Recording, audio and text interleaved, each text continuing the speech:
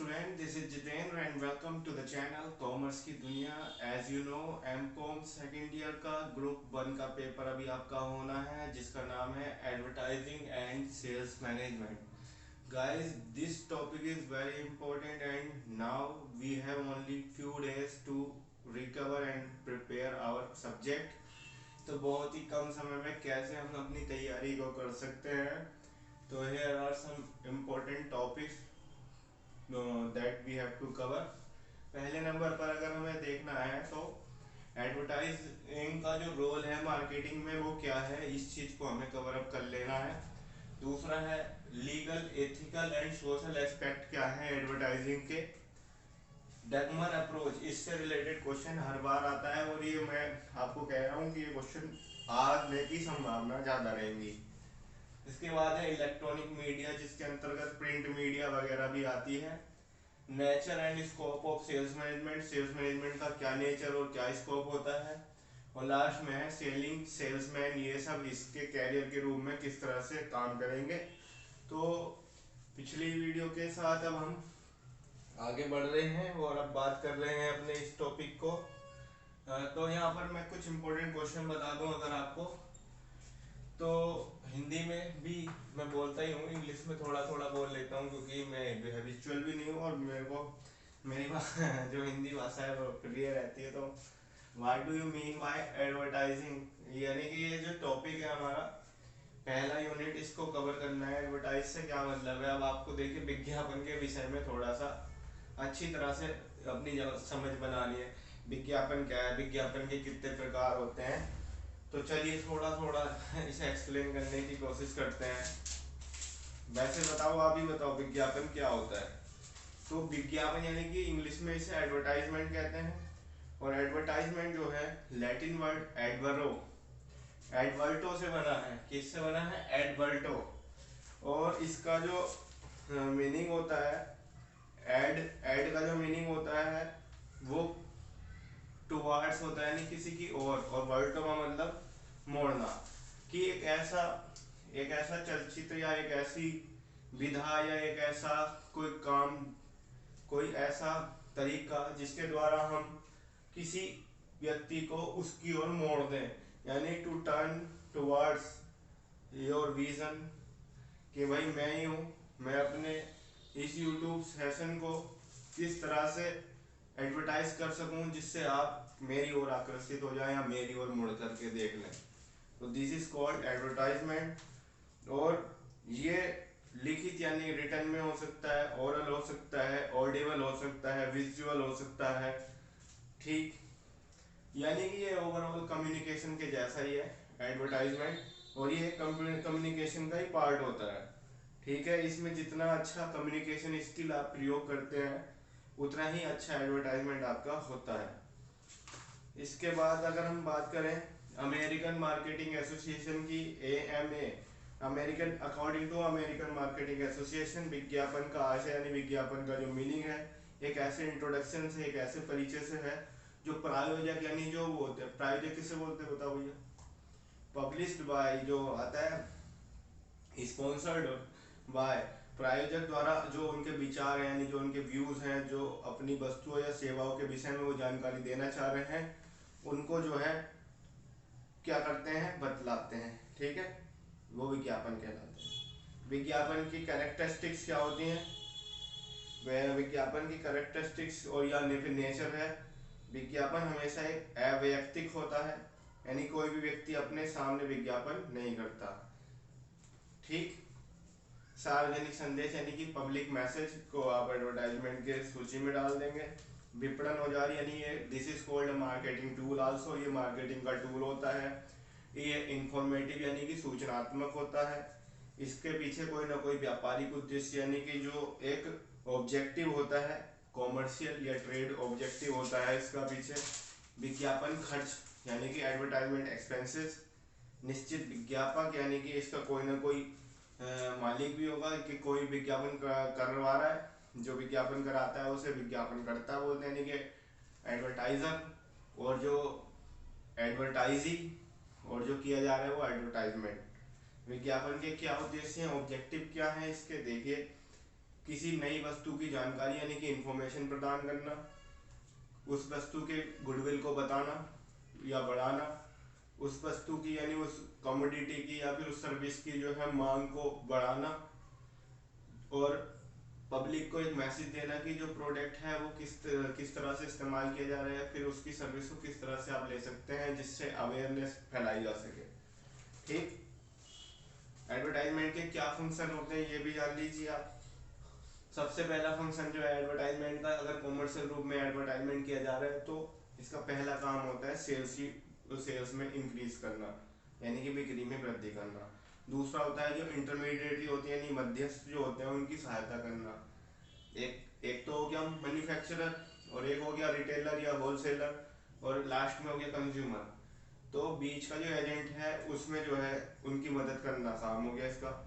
किसी नई वस्तु का निर्माण करना, उत्पादन में वृद्धि यानी प्रोडक्शन में इंक्रीमेंट करना, व्यवसाय का विकास करना, जनता का विश्वास जीतना, ये इसके क्या हो गए जो कार्य हो गए, प्राइमरी कार्य, प्रमुख कार्य है।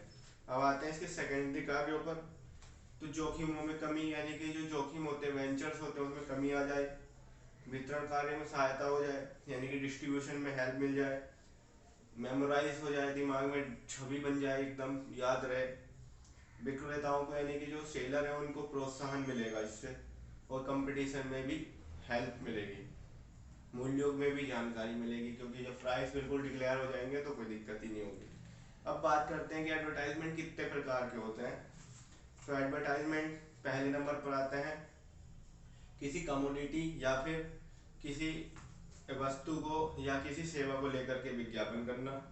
तो ऐसे विज्ञापन में किसी वस्तु के विषय में जानकारी या सूचना दी जाती है, जिसमें मार्गदर्शक किया जाता है, गाइडेंस किया जाता है कि भाई उस वस्तु का जीवन चक्र कैसा है, उसकी अवस्था कैसी रहेगी। जैसे आप ऐड देखते हैं टीवी पर, कुछ प्रतियोगी विज्ञापन भी इसी की श्रेणी में आते हैं, कॉम्पिटेटिव एडवर्टाइजमेंट।